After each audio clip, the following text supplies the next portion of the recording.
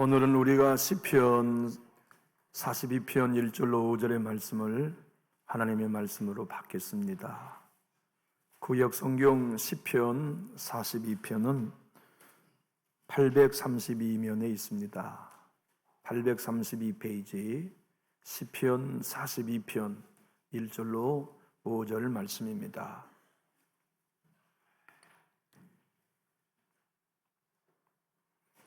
일절을 제가 먼저 받들겠습니다.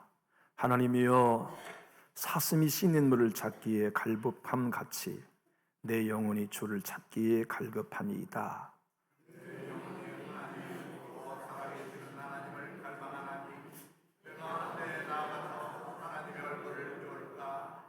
사람들이 종일 내게 하는 말이 내 하나님이 어디 있느냐 하오니 내 눈물이 주야로 내 음식이 되었도다.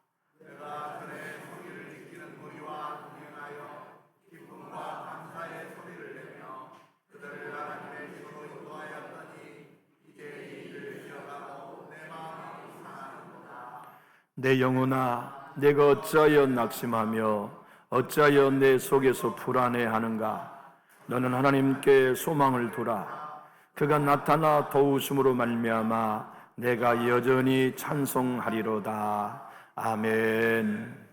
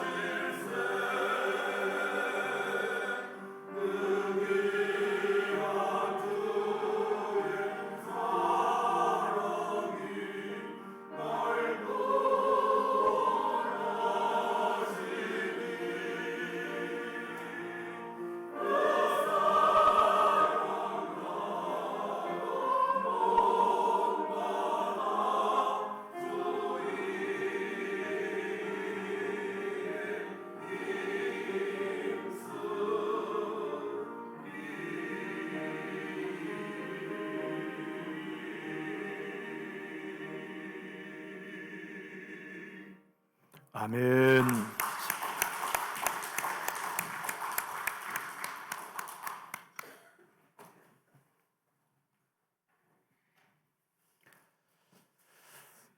그리스도인이라면 누구나 흔들리고 싶지 않을 거예요. 지진에도 흔들리지 않는 반석처럼 굳건한 믿음의 길을 걷고 싶겠죠. 그것은 저의 바람이기도 하고 여러분의 바람이기도 할 거예요. 어려움을 만나도 흔들리지 않을 수 있는 믿음, 풍랑을 만나도 굳세게 설 수 있는 믿음, 우리 다 갖고 싶지 않아요? 저는 복음성가 참 노랫말이 너무나 좋은 것 같아요. 송축해 내 영혼이라는 찬양의 노랫말이 1절 상반절만 이렇게 되어 있어요. 송축해 내 영혼 내 영혼아, 거룩하신 이름, 이전에 없었던 노래로 나 주님을 경배해. 얼마나 하나님을 새롭게 찬양하고 싶으면 지금껏 한 번도 불러보지 않은 노래, 이전에 없었던 노래로 찬양하고 싶다고 이 작사자는 얘기했을까요? 해가 뜨는 새 아침 밝았네. 이제 다시 주님 찬양, 무슨 일이나 어떤 일이 내게 놓여도 저녁이 올 땐 나는 노래에 송축해. 만 가지 이유로 나 노래해. 참 노랫말처럼 만 가지 은혜로 아침에는 근심 걱정으로 시작했지만 저녁에는 주님을 송축할 수 있다면 참 복되겠죠. 그런데 현실은 우리에게 그렇지 않은 것 같아요. 만 가지 이유로 원망하고, 만 가지 이유로 걱정하고, 만 가지 이유로 갈등하는 삶을 우리는 살고 있는 거 아닌가요? 우리가 생각해 볼 때 저 위는 저렇게 위대한 삶을 사신 분 안에는 어둠은 없었을 거다. 낙심은 없었을 거다. 두려움은 없었을 거다 생각하기 쉽지요. 마더 테레사 수녀와 같은 분 말입니다. 그런데 그녀가 세상을 떠나고 난 다음 그의 글이 세상에 드러났을 때 많은 사람은 충격을 받았어요. 왜냐하면 그녀의 마음에는 어둠으로 꽉 차 있었기 때문이에요. 두려움이 가득하고 불신앙이 가득하고 의심이 가득한 삶을 살았다고 본인이 고백했어요. 그를 성녀라고 가톨릭은 칭호를 주었잖아요. 거룩한 성녀. 그런데 그는 하나님을 항상 의심했대요. 예수님의 사랑을 항상 의심하고서 남들 위해 헌신하고 봉사하지만 자기 마음속에는 너무나 큰 영적 어두움에 방황했대요. 그가 생전에 지인들과 나눠 주고받았던 편지에는 가장 많은 단어가 메마름, 어두움, 외로움, 심지어는 고문이라는 단어를 제일 많이 썼대요. 고아들과 함께 사는 삶이 나에게 고문이다.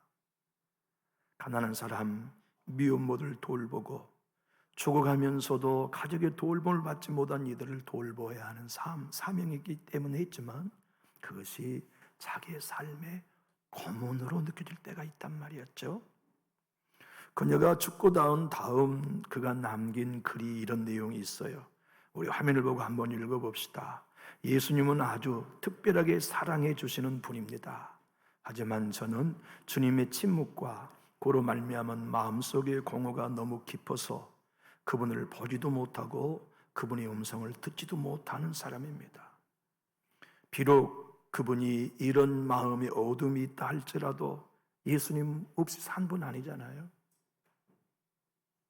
주어진 사명 포기한 삶 산 거 아니죠. 오늘은 사순절이에요.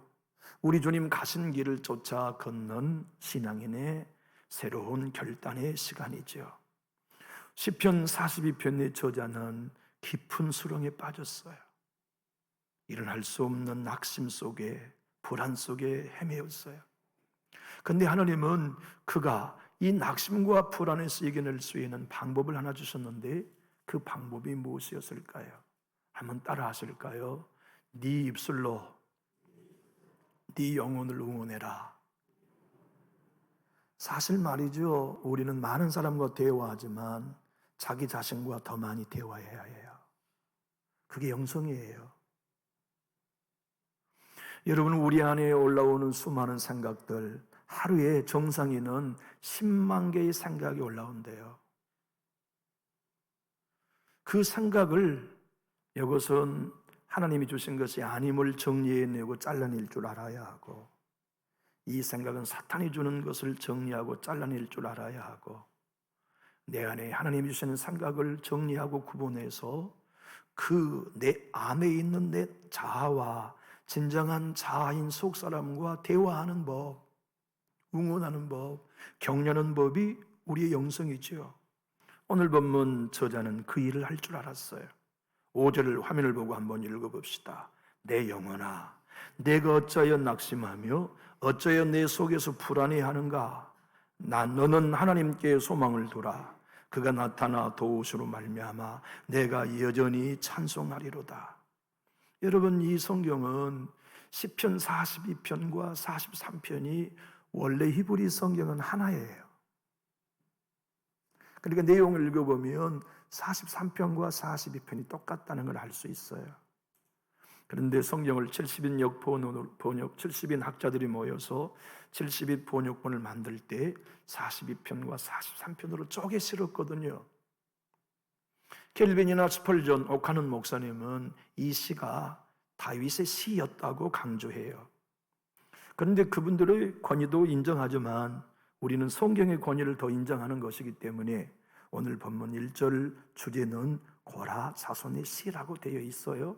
하여 고라 자손이 썼다고 우리는 생각하고 오늘 말씀을 묵상해야겠어요.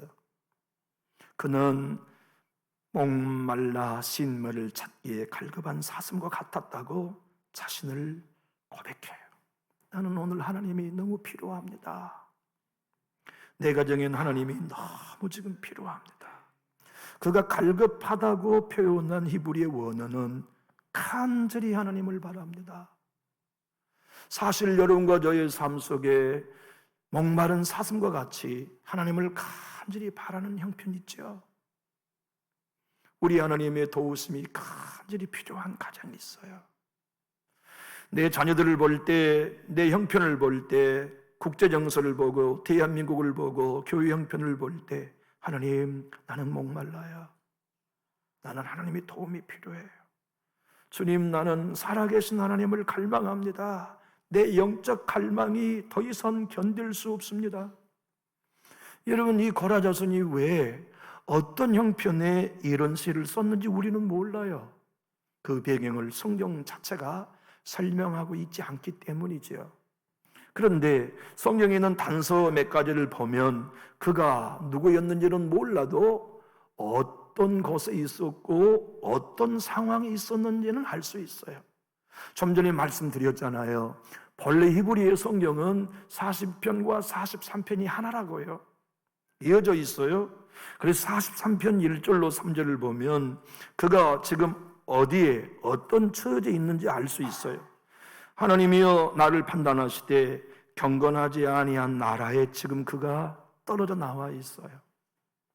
그 나라가 어떤 나라인지 몰라요. 학자들은 분명 바벨론이었을 거라고 말한다면 이 얘기가 딱 맞아 떨어지는 건 사실이에요.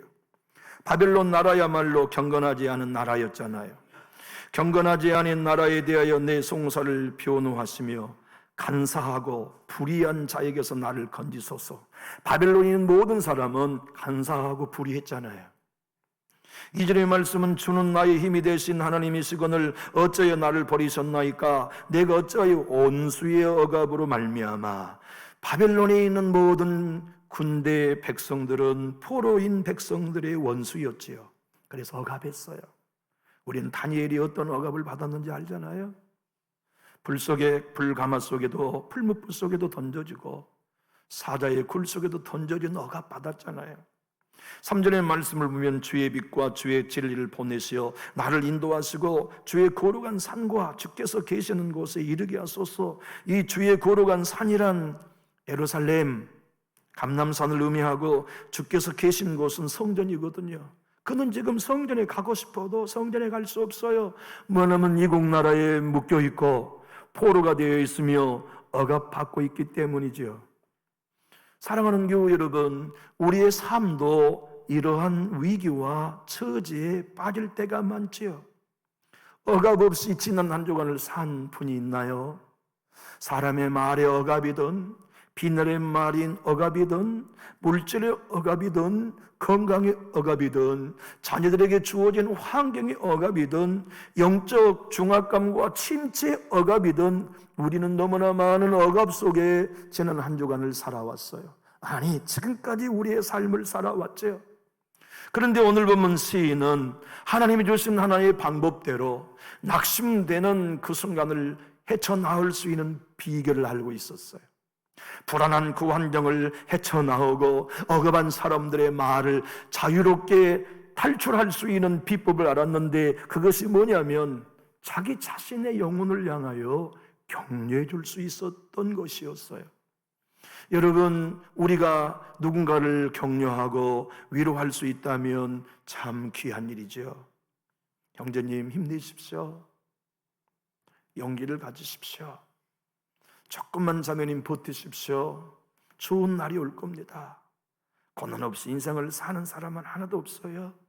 용기를 가지세요. 하나님 바라봅시다 하고 누군가에게 격려하고 위로하는 것은 참 귀한 일이지만 진짜 우리가 도와야 줄 사람은 따로 있어요. 정말 그리스도인들이 힘을 주어야 할 사람은 따로 있어요. 여러분과 제가 정말 용기를 줘야 할 사람은 따로 있습니다. 그가 누구냐면 우리 자신이에요. 내 자신에게 힘을 주어야 합니다. 내 자신에게 용기를 주어야 해요.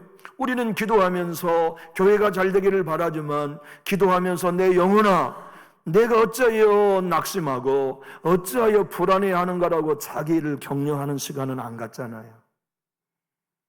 하나님의 말씀을 들을 때 이 말씀을 통하여 내 영혼아, 너는 이 말씀을 먹어라.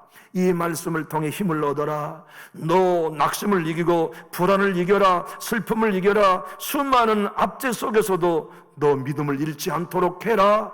하나님은 너와 함께 계셔. 예수님은 네 안에 계셔. 너는 승리가 보장되어 있어라고 우리 자신의 영혼을 향하여 말해주며 응원해 줘야 될 일이 기도하는 우리가 가장 먼저 해야 할 일이에요. 예배하면서 우리 하나님을 찬양합니다. 그리고 교회 공동을 통하여서 서로 위로받고 싶어요. 근데 진짜 위로는 내가 내 속에 있는 영혼에게 할 수 있어야 하는 거예요. 우리가 그 일을 할 수 있다면 우리는 지금보다 훨씬 힘있게 신앙할 수 있을 거예요. 지금보다 훨씬 시험을 빨리 이길 수 있고, 지금보다 훨씬 비방의 말을 이길 수 있고, 지금보다 훨씬 상처를 쉽게 이길 수 있지요. 그는 오늘 11절에 이렇게 표현합니다. 내 영혼아, 내가 어찌하여 낙심하며 어찌하여 내 속에서 불안해하는가? 너는 하나님께 소망을 두라. 나는 그가 나타나 도우심으로 말미암아 내 하나님을 여전히 찬송하리로다. 여러분, 누군가에게 밥 한 끼 사줘 쉽게 말할 수 있나요? 여러분, 성품은 잘 안 되시나요? 저는 잘 안 돼요. 누군가에게 나 밥 한 끼 사주세요, 나 이 얘기 평생 못 해보는 것 같아요. 타고난 성품 같아요. 왜 그런 거 하냐 말이죠. 저는 어릴 적에도 아빠 엄마에게 용돈 주세요라는 말이 안 나왔어요. 미안해서 할 수가 없었어요. 등록금 고지서를 엄마 아버지에게 드린 적이 없어요. 내 가방에 몇 달 동안 갖고 다니지. 등록금 고지서가 나왔어요, 납부금 고지서가 나와서 이 말을 미안해서 못해요. 근데 제 큰딸이 꼭 나를 닮았어요. 제 큰딸이 꼭 그래요. 요놈이 말이죠, 병원 간호사상을 하면서 힘들어요. 어느새 2년이 됐잖아요. 근데 늘 실수한대요. 간호사가 실수하면 안 되잖아요. 그러니까 동료들에게 너무 미안하대요. 너무 창피하대요. 또 이걸 실수했다는 지적을 받으면 병원을 뛰쳐나가고 싶대요. 다음 날에는 병원 절대 출근 안 하고 싶대요. 왜 그러지 않겠어요? 누군들 그러지 않겠어요? 근데 그저께 전화가 왔어요. 목소리를 딱 들어보니 심각해요. 큰 걱정거리가 있어요. 큰 문제가 있는 게 분명해요. 아니면 마음이 무거운 짐이 있든지. 제가 감지했어요. 사랑하는 딸, 아빠에게 전화해서 고맙다. 그래, 뭔 문제가 있냐? 아빠 나 어쩌면 좋아요. 야단 났어요. 왜? 병원에 내가 임신했다는 얘기를 해야 되는데 얘기할 수가 없어요. 동료들 미안하니까 예. 어쩌면 너는 나를 꼭 그렇게 닮았냐? 간호사가 일도 잘 못하는데 임신하면 야간 근무는 빼준대요. 그러면 다른 동료가 자기 대신 야간 근무를 또 해야 하는 거예요. 일도 못한 것이 몸 관리도 못해가지고 애기나 가져가지고 다른 동료 피해를 줄 거라는 그 말을 도무지 들을 용기가 안 난다는. 그래서 제가 이렇게 얘기했죠. 미안한 건 미안하겠다. 아빠라도 동료들에게 미안해서 말 못하겠다. 그런데 이것만은 알아다오. 네가 아이를 가진 것은 세상에서 가장 귀한 일이고 네 인생에서 가장 잘한 일이라는 것만은 기억해 둬. 그래서 네 마음에 동료에게 미안한 마음, 네 마음에 다른 사람에게 피해 주고자 하는 마음보다 나는 가장 위대한 일을 하고 있다고 네 자신에게 응원해 줘라. 아빠가 돌아온 주일의 설교는 자기 영혼에게 자기 입으로 응원하는 법을 설교할 것인데 딸아, 너도 네 입으로 네 속에 있는 영혼을 응원해 주는 신앙을 살아라. 아빠가 내 아빠여서 너무 고마워요. 아빠랑 통화하고 나니까 내 마음이 편안해졌어요. 그래서 전화를 우리 끊고 마음속에 평안을 누렸어요. 오늘 본문의 말씀을 한번 보십시오. 우리의 대적, 시인의 대적은 알고 있어요. 무슨 말이 이 예수 믿는 사람을 싹 짓밟을 수 있다는 걸, 무슨 말로 해야 이 사람, 예수 믿는 사람 꼼짝없이 묶어둘 수 있다는 법을 이 압제자들은 알고 있어요. 그게 뭐냐면 네 하나님은 어디 계시냐?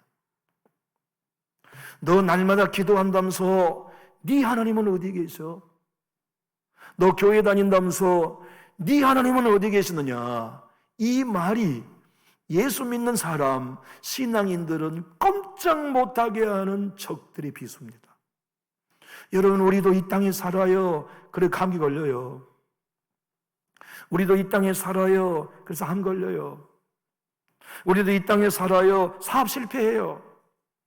우리도 이 땅에 살아요. 많은 갈등과 아픔, 심지어는 가정이 쪼개지는 아픔도 경험해요. 그래요. 그런 거 우리가 다 경험한다고 하지만 하나님이 우리 떠나시고 안 계신 증거는 아니잖아요.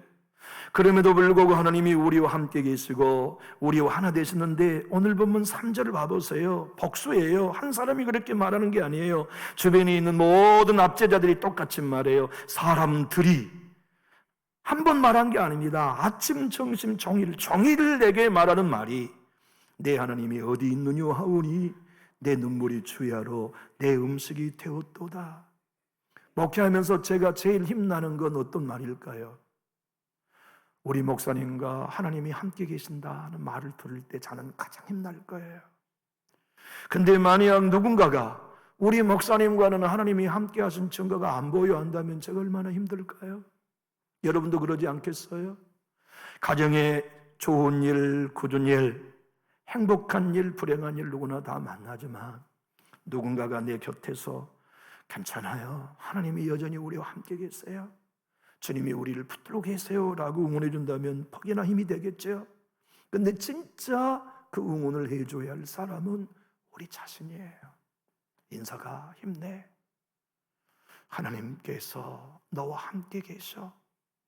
하나님이 너의 소망이 되시고 희망이 되셔.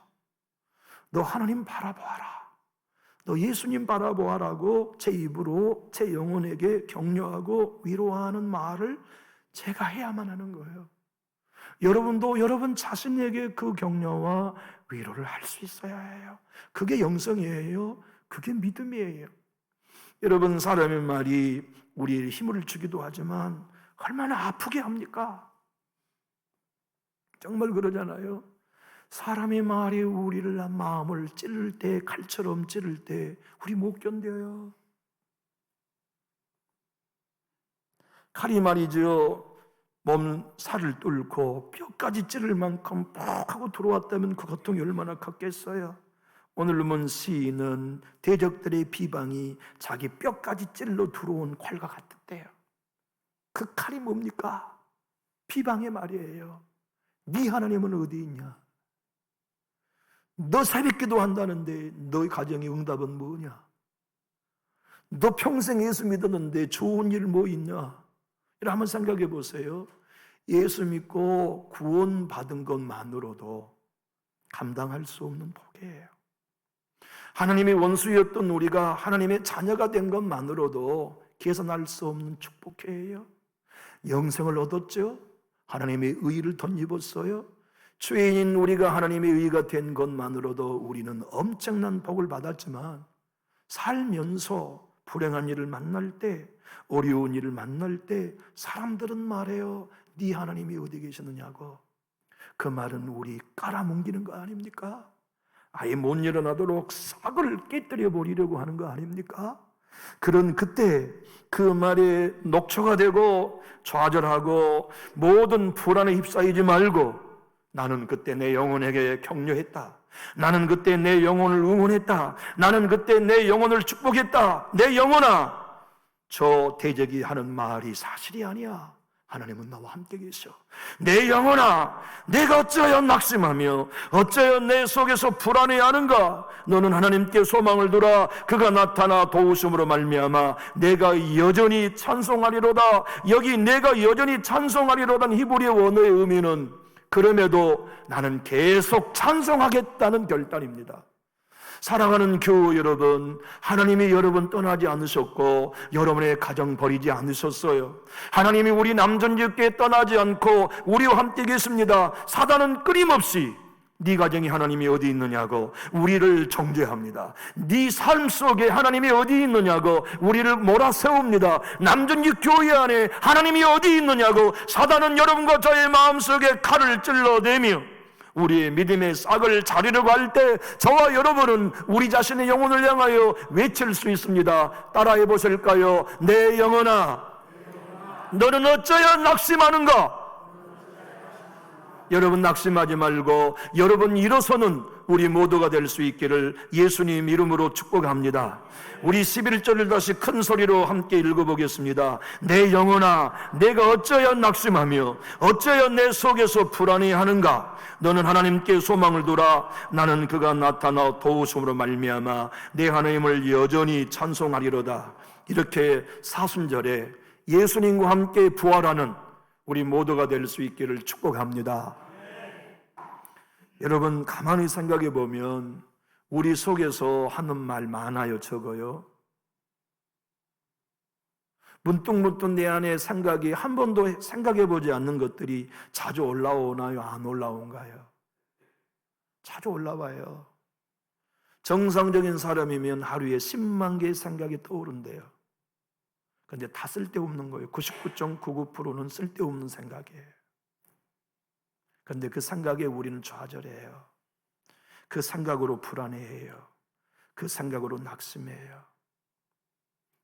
오늘 본문 주변에 들리는 비방의 말, 억압의 말, 압제의 말, 원수의 말이 네 하나님이 어디 있느냐고 공격할 때 그런 머나먼 이방 나라에서 불의하고 간사한 사람들의 말 속에 있었지만 그는 자기의 믿음을 지키며 이룰 수 있었던 것이 자기 영혼을 향하여 말할 줄 아는 거였어요. 로이 존스 목사님은 그리스도인의 영적인 침체의 대부분은 자기가 하는 말을 자기 속에 있는 사람에게 들려주는 법을 모르고 자기 속에서 나오는 소리를 듣기 때문이라고 설명합니다. 곰곰이 생각해 보세요. 우리 속에서 나오는 말은 희망적인 게 하나도 없어요. 우리 속에서 나오는 생각은 생산적인 게 하나도 없어요. 그렇기 때문에 우리 입으로 우리에 있는 속에 말해줘야 해요. 내 영혼아, 내가 어찌하여 낙심하고 내가 어찌하여 불안해하는가? 대저 너는 여호와를 바라라. 노인수 목사님은 이렇게 말합니다. 왜 내가 낙심하는가? 왜 내가 불안해하지? 당신 스스로 가만히 생각해보고 그때 하나님은 어떤 분인가? 하나님은 나를 위해 뭘 행해 주셨나? 그분이 나에게 어떤 일을 약속하셨는가를 보고 시편 42편의 저자처럼 자기 자신에게 말해줄 수 있어야만 한다고 설명합니다. 여러분, 우리는 부부로 살면서 부부가 힘들고 어려울 때 격려하고 위로하고 힘을 줍니다. 여보 힘내요.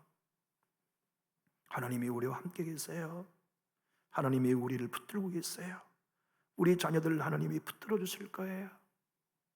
우리 교회 하나님이 세워주실 거예요. 우리 후손들 하나님이 책임져 주실 거예요. 그렇게 부부간에 서로 격려할 수 있다면 복된 부부인 것이 사실이잖아요. 근데 진짜 격려하고 위로해 줘야 할 사람은 우리 안에 있는 우리 자신입니다. 거듭난 우리의 속사람.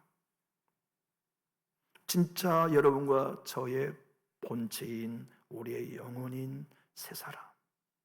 그 새 사람에게 용기를 주고 그 새 사람을 격려하는 일이 바로 그리스도인들만 할 수 있는 일이에요. 여러분, 절망과 낙심은 신자에게 더 많을까요? 불신자에게 많을까요? 불안한 일은 예수 믿는 사람이 더 많을까요? 안 믿는 사람이 더 많을까요? 고민하지 마시고 여러분 자신을 두고 한번 대답해 보세요. 훨씬 많다, 적다?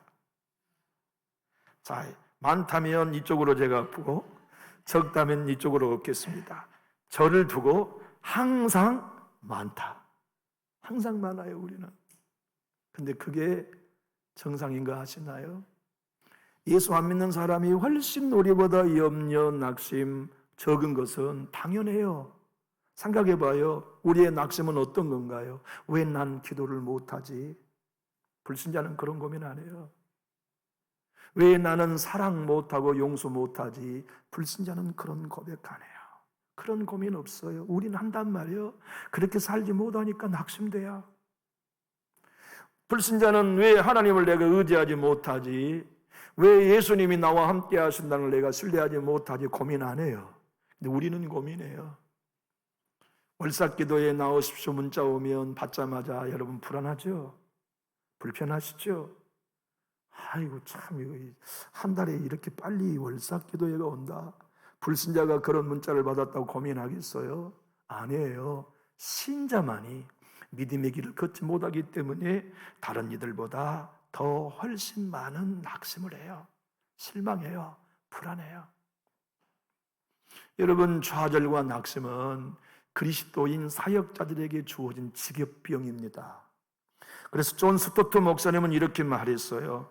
좌절이야말로 기독교 사역자의 직업병이다. 여러분과 제가 주님의 교회와 상관없이 산다면 보장합니다. 지금보다 100분의 1로 염려는 줄어듭니다. 우리가 예수 믿지 않는다면 지금보다 10,000분의 1로 우리의 낙심은 줄어들 거예요. 그런데 우리의 대부분의 불안과 좌절과 낙심은 하나님 뜻대로 살고 싶지만 사라지지 않는 우리의 연약함 때문에 느끼는 것들이에요. 여러분, 우울함 가운데 계시지 않나요? 우울함이라고 하는 질병 가운데 여러분 묶여 있지 않나요? 여기 있는 우리 모두 다 우울한 감정이 있어요. 비가 와도 우울하고 뉴스 하나만 봐도 우울하고 내가 응원하는 야구 프로팀이 져도 낙심이 되고. 제가 군 생활을 할 때요, 저는 전라남도 사람이었잖아요. 제가 이제 왕고참이 됐어요. 제 동료들이 다 5월 군번들이 다 전라남도 군번이었어요. 5명이 우리 부대에 왕고참이 됐는데 다 전라도 해태응원이에요.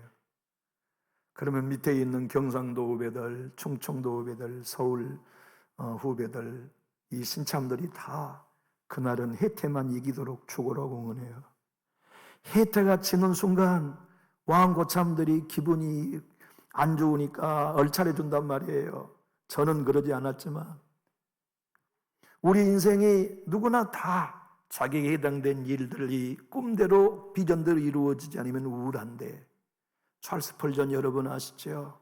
그 한 사람의 설교자가 100만 명이 넘는 일을 전도했어요. 그가 남긴 책은 여러분 놀라지 마십시오. 552권이나 되었어요.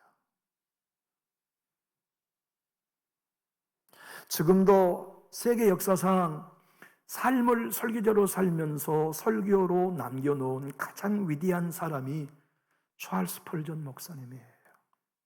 그런데 그는 평생 우울증에 시달렸어요. 좌절했어요. 낙심했어요. 특별히 1856년에 있었던 하나의 사건은 그가 죽을 때까지 이 우울증으로부터 해방하지 못하게 하는 결정적인 사건이었어요. 여러분 생각해 보십시오. 제가 목회하는 이 교회에 설교하다가 성도님이 이 자리에서 돌아가셨다면 제가 계속 목회할 수 있을까요? 제가 강단의 이 자리에 계속 선다 할지라도 제가 과연 자유롭게 해방되어 설교할 수 있을까요? 로얄 서리 가든 음악회장이라는 곳에 부흥 집회를 열고 그분이 메인 스피커 집회의 주인공이 되었어요. 거기는 정원이 10,000명만 모일 수 있는 곳인데 위대한 스펄전 목사님이 설교한다고 20,000명이 넘는 성도들이 모여 입추의 여지가 없이 꽉 들어찼어요. 목사님의 설교는 우렁찼고 그의 입에는 불을 토하는 것처럼 강력했지만 누군가가 장난쳤어요. 해서는 안 되는 장난. 설교가 중간쯤 갔는데 누군가가 자리에 일어서서 불이야! 하고 소리쳐버린 겁니다. 불이 난 것도 아닌데, 그래서 거기 있는 20,000명이 서로 이 불에 타죽지 않기 위하여 입구 쪽으로 몰리는 바람에 7명이 깔려 죽었어요. 수백 명이 중상의 부상을 당했어요. 그날 이후에 찰스 펄전 목사님에게는 우울증이 찾아왔고 당뇨와 합병이 찾아와 그 젊은 나이 56세의 세상을 떠났어요. 그때까지 그는 우울증과 동반해야 했어요. 강단에 설 때마다 그는 자기 안에 찾아오는 절망, 찾아오는 낙심을, 불안을 이길 수 없었어요. 그런데 그는 시편 42편의 저자처럼 그렇게 우울함이 여전히 자기 안에 존재하지만 자기 있는 속사람에게 응원할 줄 아는 법을 터득했어요. 내 영혼아, 내가 어찌하여 낙심하며 어찌하여 내 속에서 불안해하는가? 대저 너는 하나님의 도우심을 바라라. 그가 나타나 도와주실 것을 자기 자신에게 응원하는 법을 알았던 거죠. 찰스 펄전 목사님이 구름이 먹구름고 시커매도 그 안에 담비를 품고 있듯이 세례요한이 거친 옷옷을 입고 있어도 우리 주님이 오신 길을 예비했듯이 이 우울증이 나에게 은혜를 주는 구름이요, 이 우울증이 예수 그리스도가 내게 오게 하시는 세례요한의 거친 옷이라고 믿고 우울증으로 나와 함께 하신 하나님을 신뢰하는 법을 터득했던 거죠. 그래서 그가 남긴 글이 이런 내용입니다. 함께 읽어볼까요? 날이 개기 전에 구름은 시커멓고 자비 홍수가 내려가기 전까지 하늘을 뒤엎고 있다. 나의 우울증은 이제 거친 옷을 입은 선지자 세례 요한이 되어 우리 주님이 복 주시는 날이 점점 가까워지고 있음을 알려주고 있다. 여러분, 오늘 사순절에 우리 주님이 고난의 길을 가셨다면 우리도 가야 하지 않겠나요? 내 주님이 하나님이시면서도 비방의 소리를 들으셨다면, 네가 하나님의 아들이라면 십자가에서 내려와 봐라, 그렇게 저주하는 소리를 듣고도 당신의 길을 가셨다면 우리 가슴 아픈 얘기 좀 들었다고 주저앉을 수 있겠나요?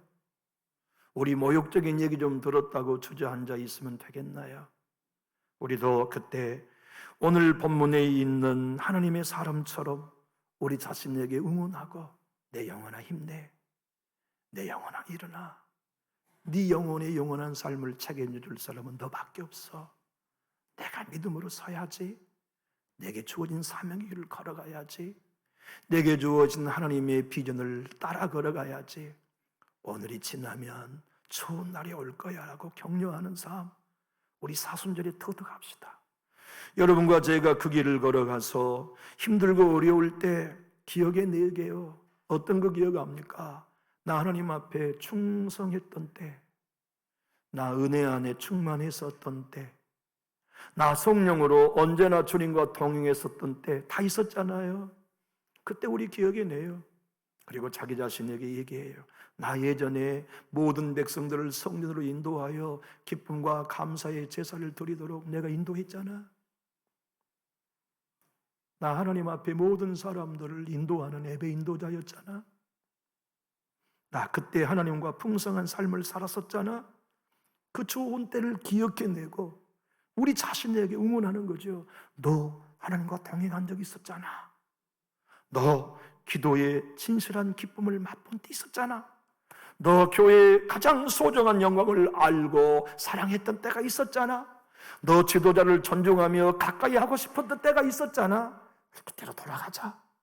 그때로 돌아가 바른 믿음의 길을 다시 살아가자. 내 믿음의 길을 누가 대신 걸어가 주는 것이 아니니, 인서가 아무개야 힘내서 우리 다시 함께 걸어가자고 자기 속에 있는 자기 자신에게 과거에 뜨거웠던 열정과 믿음을 기억해내서 말해주는 거요. 오늘 시인은 사절에 그 일을 했습니다. 함께 읽어볼까요? 내가 전에 성의를 지키는 무리와 동행하여 기쁨과 감사의 소리를 내며 그들을 하나님 집으로 인도하였더니 이제 이 일을 기억하고 내 마음이 상하는도다. 바벨론입니까? 우리의 처지가 수많은 불의한 자들 사이에 놓여있는 난간한 신앙의 외길입니까? 예수님을 따라가려고 해보니 가시밭길이요 거친 광야의 길입니까? 십자가는 너무나 무겁고 버거워 포기하고 싶은 생각이 듭니까? 이제 나는 예전처럼 기도하고 예전처럼 주님이 기뻐하는 자리를 더 이상 욕먹으면서 걷고 싶지 않다는 좌절이 앞섰습니까? 그렇다면 오늘 본문의 말씀처럼 사순절에 주님 앞에서 우리 고백합시다. 내 영혼아, 내가 어찌하여 낙심하고 내 영혼아, 내 속에서 어찌하여 불안해하는가? 내 하나님이 나를 도우시기 위해 나타나실 것이니 내 하나님을 바라보고 한번 따라하실까요? 나는 여전히 찬송하리로다. 여러분, 천상의 치료자라고 했던 영국 청교도의 목사님 리처드 십스 목사님은 여러분과 저에게 이렇게 격려해 주고 있어요. 화면을 보고 한번 읽어볼까요? 현재의 감정대로 자신을 판단해서는 안 된다. 유혹과 충동에 시달릴 때는 믿지 못할 생각의 연기밖에 보이지 않는다. 잿더미 속에 불씨가 남아있을지 몰라도 눈에는 안 보인다. 겨울의 생명은 뿌리에 감춰져 있다. 여러분 안에 하나님 사랑의 온기가 있나요? 여러분, 꺼지지 않았습니다. 믿음의 불이. 나 힘들지만 기도하고 싶은 마음 여전히 있나요? 그럼 여러분 하나님 사람 맞아요. 그 불씨 안 꺼집니다. 우리가 붙인 불이 아니거든요. 예수님이 붙여준 불인 이상 연기는 나지만 안 꺼져요. 지금 이 주변에 있는 모든 나무 다 싹이 하나 없어도 다 살아있어요. 겨울에는 뿌리에 생명을 모아두었기 때문이죠. 우리 오늘 사순절 둘째 주일에 하나님, 내 안에 하나님 사랑의 뜨거운 온기 있습니다. 나 예수 사랑합니다. 그리고 이제 낙심과 불안한 가운데 내 속에 있는 영혼을 응원하겠습니다. 주님, 이 고난주간 여전히 내가 찬송하고 만 가지 이유로 주님을 송축하도록 오늘 다시 일어섭니다. 내일 넘어져도 나 또 붙들 거고 모레 넘어져도 다시 내 영혼을 응원하면서 주님 가신 십자가 일을 따라가겠습니다. 이렇게 결단하면서 우리 모두 일어서 천국의 문화까지 완주하는 우리 모두가 될 수 있기를 예수님 이름으로 축복합니다. 기도하겠습니다.